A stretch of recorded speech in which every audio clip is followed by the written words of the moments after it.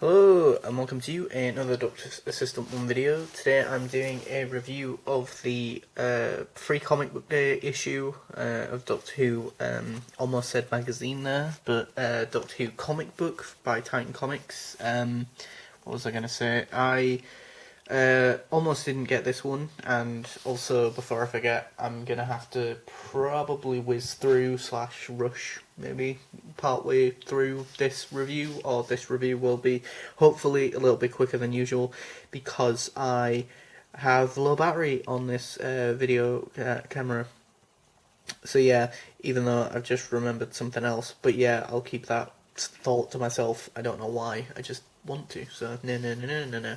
But what was I gonna say? It's it's a free comic day issue of Doctor Who from Titan Comics that I almost didn't get on free comic book day, but fortunately the guy at the local comic book shop that I go to, or the one that is most local to me anyway, was able to keep this aside for us, so that's awesome. But yeah, it's a, what is it? It's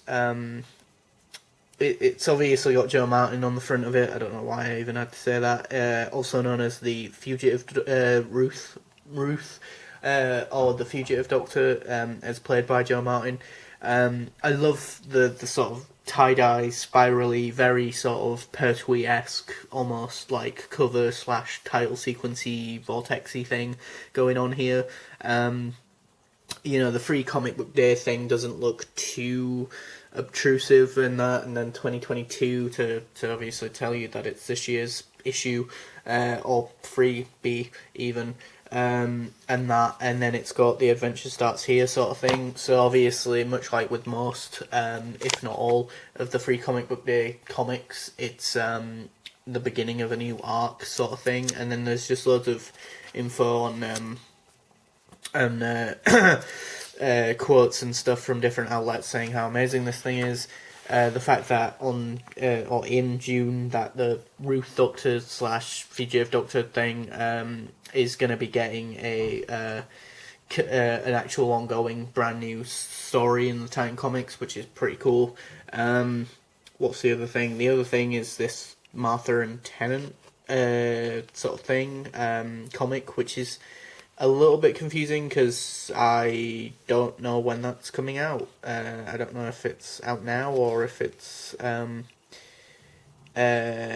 out later. But yeah, and then here you have this like big spread, double page spread of 13th Doctor comics, 12th, 11th, 10th, 9th Doctors, and then the classics, and then the monsters and stuff, sort of characters.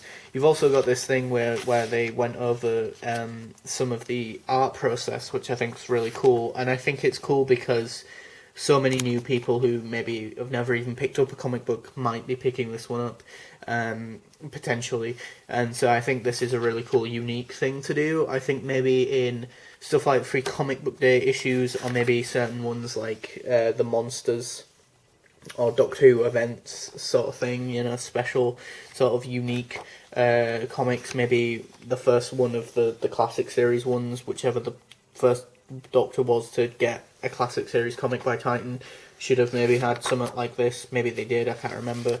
But yeah, it also goes over who the first Doctor is, the Fugitive Doctor, the TARDIS, and previously, and that here you've got, the writer, the artist, colorist, letterist, and so on, and then also there even you've got Titan Comics website, Twitter, and Facebook to send them feedback, hopefully of the positive variety. But yeah, I enjoyed this one. It was decent enough, and it does actually, spoiler alert, but have the first Doctor pop up at the end, which I thought was kind of cool. It's nothing mind-blowing, this issue, but it's, as I say, it's a starting point. It's cool seeing Joe Martin's Doctor in comic book form and in something other than just the TV show. It's kind of mad how much of an impact she's had on the fan base and the, for lack of a better term, fandom, when she's only really been in Fugitive, the Jadoon, Timeless Children and one of the episodes of Flux, which I can't remember, maybe Twice Upon Time. I feel like she's partway through Flux. And that's about it. So, you know, it's kind of mad to think, like, she'll very much be like, for lack of a better term, like an Ahsoka Tano Doctor Who, or like Doctor Who version of Ahsoka Tano. Like, she'll predominantly be in expanded universe stuff, you know, in the comics and books. Hopefully, maybe she'll get her own 3-pack of, you know, BBC books. I don't know. But I know Big Finish have announced a while back at Big Finish Day event thing they did a few, however many months ago, or a month or so ago. It was in April, beginning to mid-April, that it was announced that she's getting her own Big Finish box sets and that. So yeah, I think the kids could have been fleshed out a bit more. The art is nice. I do like the artwork. It's simplistic but effective. It's probably the best way I can describe it. The monsters or the villains in this are okay. You know, they as what was the word I was going to say? They serve the narrative or some sort of function. Yeah, I mean, I think I agree with Captain Jimmy Pie, I think his name is, who I saw this morning when I flicked through Twitter on my phone. He pointed out that this is because people were saying apparently that this comic makes the Fugitive Doctor the first Doctor. That's not the case. It makes her the first version of the Doctor to probably come to Earth, or not probably, but definitely come to Earth. So, you know, that I thought was interesting, and the idea that, you know, it's implied, I think, in this as well, that there are probably more versions of the Doctor before Hartnell that were part of the Vision, but the thing is that every time they've done a mission, or do a mission, their minds get wiped. So, again, we could have 100 different Doctors between the last kid you see get regenerated or experimented on by Tecteun in Timeless Children / Brendan. You know, you could have 100 incarnations of the Doctor between Brendan and the Fugitive Doctor is kind of the sort of idea that I get from this, but I could be wrong. You know, it's interesting, and it'll be interesting to see where the rest of the story goes from here, really, because it's untapped well, I guess, of stuff they could do. You know, I guess having this version of the Doctor, in inverted commas, this version of the Doctor who, you know, has to do missions and then gets, as I say, the mind wiped, I guess. It's kind of funny because I don't know if the main thing that people are pissy about the idea of being a pre-Hartnell Doctor is the fact that this Doctor, or this version of the character even, doesn't then remember being that character. I don't know if that pisses people off, but like the irony, or the funny thing to me is like the idea that it's fine though that Paul McGann's 8th Doctor gets his mind wiped a bajillion times. No one.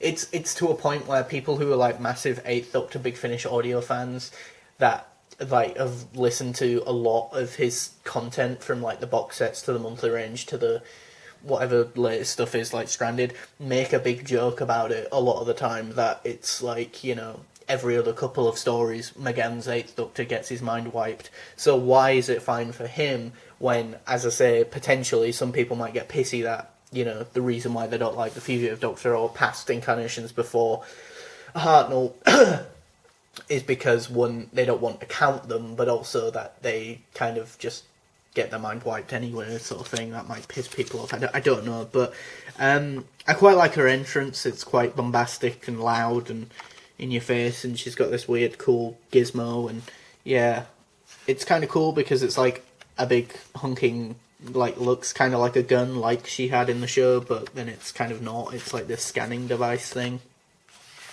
and that. It's not, her costume isn't as vibrant or as colourful as I'd like it to be. Like, you'd think the colours would pop even more in comic book form, but if anything, I feel like Hartnell weirdly enough, kind of pops a bit more, and Susan, and that was a surprising or pleasant surprise, even if I can get my words out. At the end, spoiler alert. I kind of just spoiled that for people who haven't read the issue. But anyway, yeah, I mean, I've still got that Dalek. No, not Dalek. Empire Rose or Rose Empire or whatever that was called. I've still got that to read through and review on the channel. Although I know someone else who reads the Titan Comics, Davis, is his name Davis? I can't remember his name now. But there's another Doctor Who YouTuber that I watch, the guy who does Broke Canon, Doctor Who Broke Canon, he basically said that run of comics, the 3 or 4 issue run of that series was poo-poo.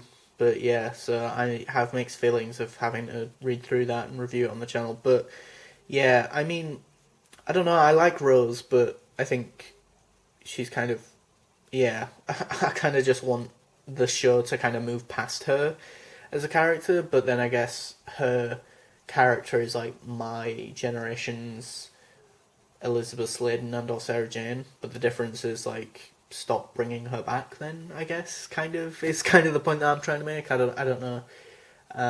But yeah, this is a good one. If you can find it for free somewhere, or find it in a, I don't know, like a back issue thing for £1 or something, or for 50p or £1, definitely worth it. And I think it's one of the stronger free comic book day issues from Titan Comics we've had in quite a while. I think the last one that I distinctly remember liking quite a bit was either 2018 or 2019, like last year and the year before. That some of the Jodie Whittaker ones, there was one Jodie Whittaker one that I just thought was dire, like not even worth the paper that it was printed on. It was just so uneventful and boring, a sort of read. Like, I just felt like I was just not reading anything, even though I was reading the words, and I was just like, this is just, yeah, dire. But that isn't the case for this issue. This one's a good one. So yeah, thanks for watching. Please do comment, rate, and subscribe to the channel.